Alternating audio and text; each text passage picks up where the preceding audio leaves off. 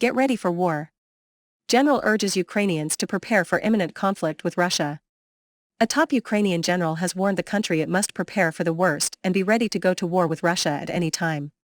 Over the past month, Moscow had amassed over 100,000 soldiers near its borders with its Slavic neighbour and on the Crimean peninsula. The unprecedented buildup of troops led military experts to fear that a Russian invasion was imminent.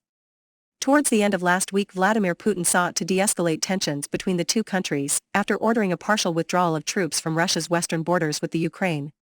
However, Major General Serhiy Krivonos said he did not believe that the threat of war had been eliminated and argued that all the country must get ready for further conflict.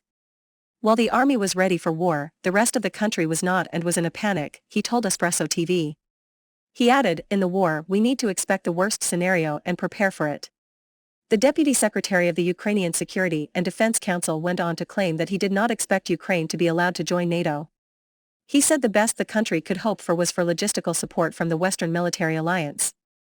"Apart from NATO, we must look for other ways," he argued. "And we have them. This is obtaining the status of a U.S. strategic partner outside of NATO membership."